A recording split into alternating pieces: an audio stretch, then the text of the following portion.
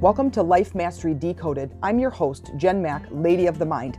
I have been studying mind mastery and emotional management and its connection to spirituality for over 25 years. In this podcast, I help guide you out of your daily struggles in life in the areas of health, wealth, relationships, and spirituality. Life is hard, but your daily growth doesn't have to be. Join me 3 times a week as I lead you inward on a healing, creating, and connecting journey. Let's go get the nugget of inspiration.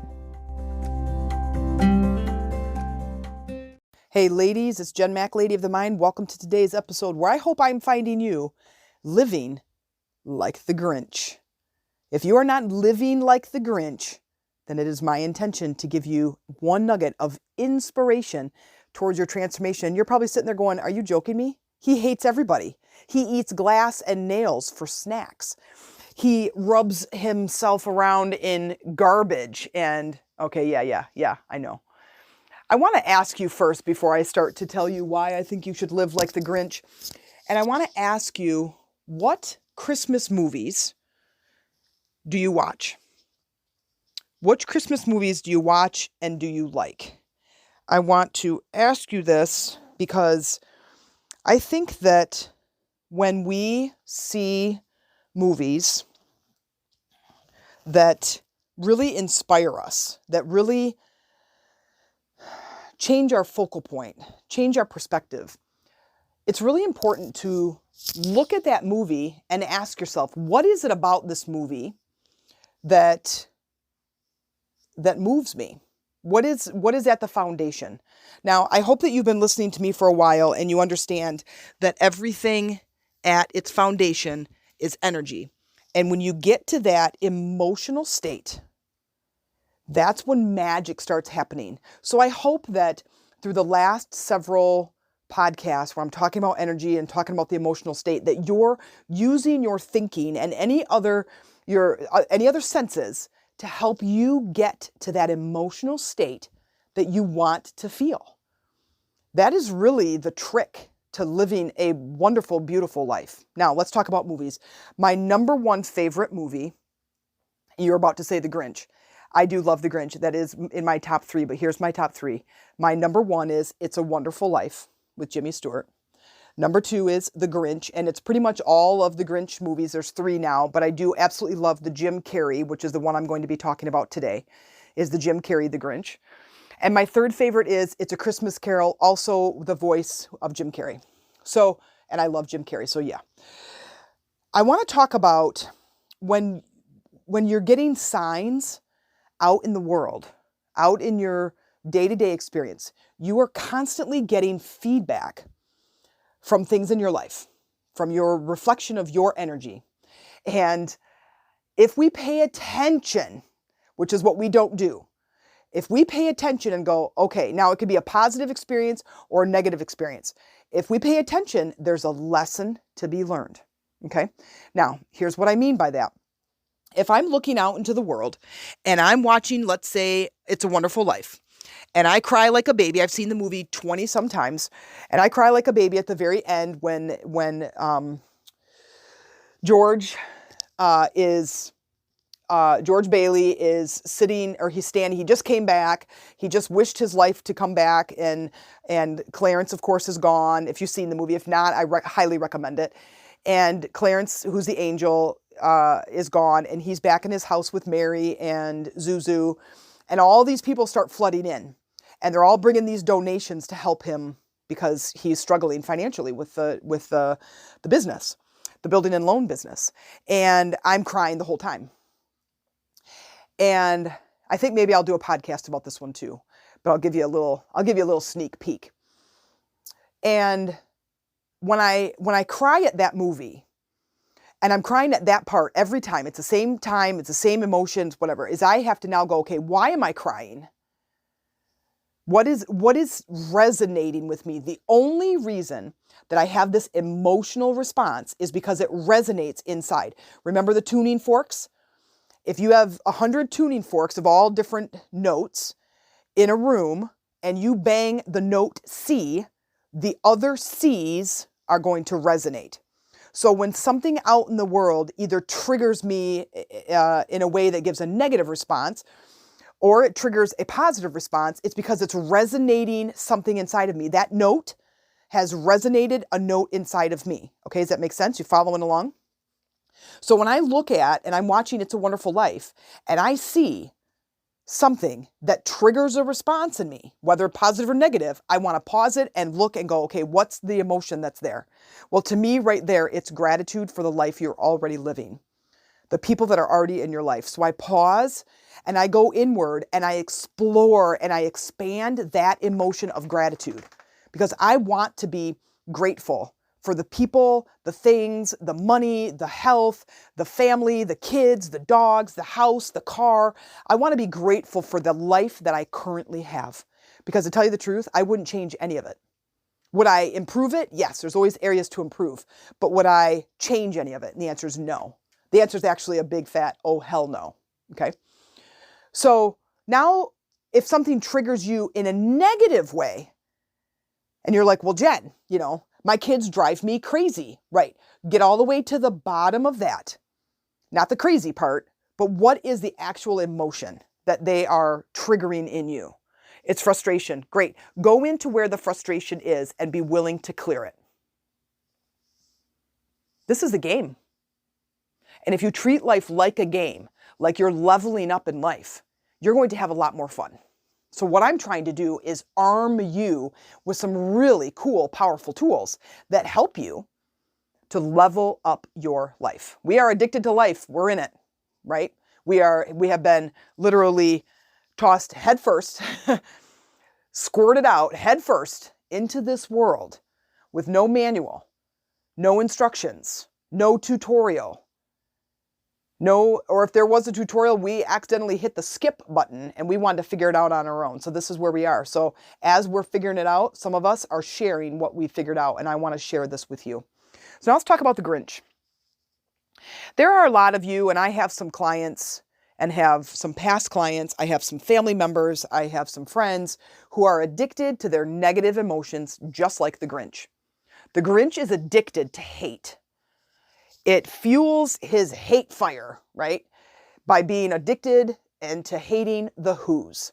Now, if you go back to the story of the Grinch, which we don't know if you watch the cartoon version, but if you watch the Jim Carrey version, they tell a little bit of the story where he was a baby and brought in by this umbrella, though it's called something different in Dr. Seuss world, but he's brought in and he's gone to live with these little old ladies and they're raising him, and then he goes to school, and what happens?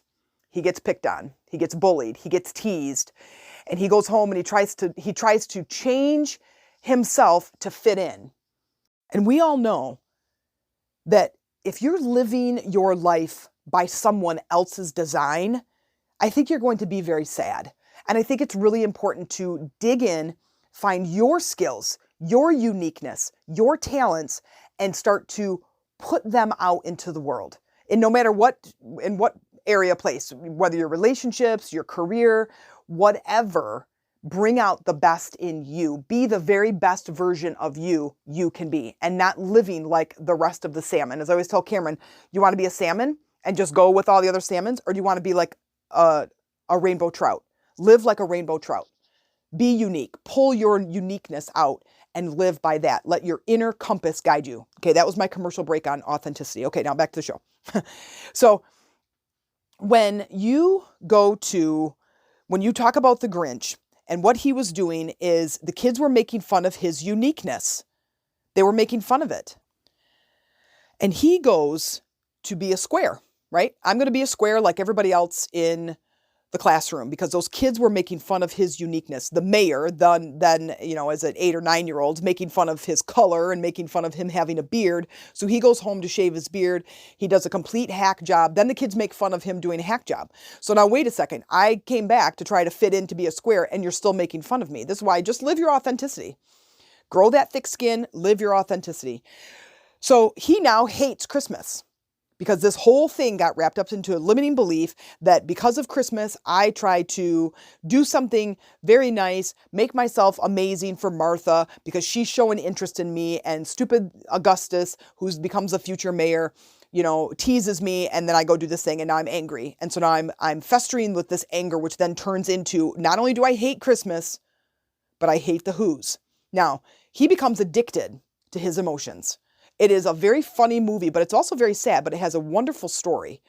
We can too become addicted to our negative emotions. We play the victim role, and I have past clients that are still playing the victim role card, and it's such a tough nut to crack, really, because they get attention for playing the victim role. They play that victim card, and people get attention. You get care, you get attention. Sometimes you get free money, you get free food, you get free housing. You might get a pet, you might get a boyfriend, you might get prayers, you get all this stuff. But when you're doing good, where's the support then? Well, I don't need the support when I'm doing good, right? I need the support when I'm doing bad. I don't have any friends. I don't have any people who care about me. They're not showing they care. But when I play the victim card, I write a victim message on Facebook, people show up. I get 72 comments of people sending their prayers my way. Now, how long does it last? It's superficial. It only lasts a few minutes. But when you play that card, for a second, you feel important. For a second, you feel like you have friends and you have support. Now, it's false. So what you have to do is when you are playing the victim card is to be like, wait, what is it that I actually want in this moment by saying these words, by making this post, by sharing the story with other people? What is it that I want? I want support. Then give yourself support. Give yourself support. Fill your own bucket. Do something that brings you up. Because if you're a 1 and you're throwing those stories out there, the only other people that are giving you the support also resonate with 1s. They feel sorry for you. They pity you. We don't want that. We want to be empowered. I want to change my life. I want control of my emotions. I want to master my mind, and I want to elevate my life. I want to be a 5. I want to be a 5 so I can now have 5 type friends. And then from there, I want to be a 10 so I can start to see a change and a perspective shift so my life gets better. Now, the Grinch doesn't do that. He doesn't play the victim role. He just doesn't care. He goes into town and he creates chaos and destruction, right? He creates all kinds of, he is addicted to his emotions. He is stuck in his first 3 chakras. And when you're stuck in your first 3 chakras, you can be really, really, really drawn to those negative emotions. He goes in and creates chaos in Whoville, and then he comes home and he eats glass, and he smells the garbage, and he eats crappy stuff, and he yells at his dog, and he throws his body around, and it's just one thing after another. It's kind of funny. Now, when does it start shifting? Here's the nugget I want to give you. When it starts shifting is when little Cindy Lou Who starts showing him something different than what he's used to or addicted to. Eventually, she goes up to his castle, goes up to his cave, and wants to invite him to the Jubilee. And wants him to have an award because she sees that there's something better, something different for Christmas rather than gifts and presents and stuff. She sees that there should be something different. And I think the Grinch needs Christmas. I think the Grinch needs this something different, this spirit of Christmas. And I, Cindy Lou, I want to go after that. So now what she does is she starts to extend herself. And she starts to show him love and kindness. And at first he's like, absolutely no way. Absolutely no way do I want any of your kindness or any of your love. I want you to get away from me. I want you to eat some garbage. I'm going to show you how crazy I am. And she doesn't fall for it, right? She's got this innocence about her. And so then what happens? In a second, when he decides he's going to steal Christmas, he is up on Mount Crumpet, and he's about to dump all their stuff, and he hears them singing. I was about to break into song just now, but I decided against it for the sake of my listeners. He stands there and he's like, wait a second, what is happening? What is going on? It didn't come in boxes or bags. It came without presents and gifts and tags or whatever that rhyme is. It came without all of these things. I have all of their stuff up here. Maybe there's something more to Christmas. That was his opening. The curiosity. Maybe there's something more than just that. Maybe there's something more than just the way you're feeling at these emotions that you're addicted to, because we're addicted to the outcome that we get from the emotion. When we're in a bad mood, people show up for us.